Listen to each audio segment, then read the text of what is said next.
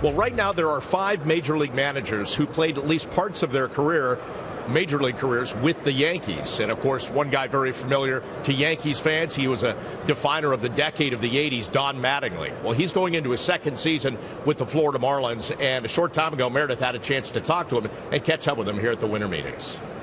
It was clear coming in here you guys were looking for some bullpen help. How confident are you that you're going to land one of those guys that are still on the board?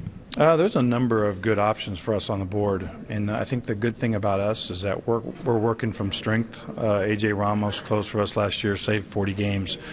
Phelps, Bearclaw, a number of guys with power arms, but I think we're trying to add to that to make us even better. It's hard for me to say how confident. I know we'll do something, and we have a number of plans and guys in place. So we think if it goes one way, we do this. If it doesn't go that way, then we got other plans. So I think we'll not necessarily walk out of these winter meetings with something, but I think we know where we want to go and have a good idea of that. Aside from that, what else do you see as your needs? Well, I think our biggest thing, our position players are pretty well set. We had a good core of young players that we feel like we can build around and are confident in. Our rotation is a rotation that's not necessarily built full of guys that are throwing 6-7 innings. I think we're a young rotation as far as look at Adam Conley, Kohler, who's been an innings eater. It's just like you don't feel like you have that, and without getting crazy, without having that Jose at the top, you don't have that guy that every time he pitches you think that's a win. Who stabilizes your rotation, stabilizes your bullpen a lot of times because he gives the bullpen a day off that day. So that's where we search to improve our rotation, and we're trying to be creative as far as how do we create a better staff.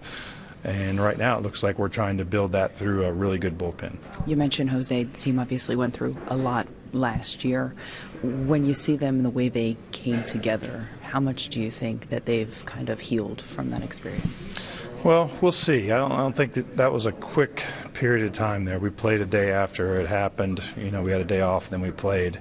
And it was just emotional. I think guys in a sense are robotic from the standpoint of guys were hurting and I think just playing the game and without more of an empty feeling on the inside when they played. But I did think that they rallied, they around each other and used each other to support themselves, and that was important. He was in the minor leagues for the most part, but he was up with you when you were with the Yankees in '95 for a little bit. Derek Jeter, they announced that they're retiring his number. Any surprise to you when you think of him? What comes to mind? A lot of times I'll think of obviously how great a player Derek was, for a number of years. But I just always see him as that young kid that came to camp right out of high school, and watching him over a 3 or 4 year period, how much better he got so quickly.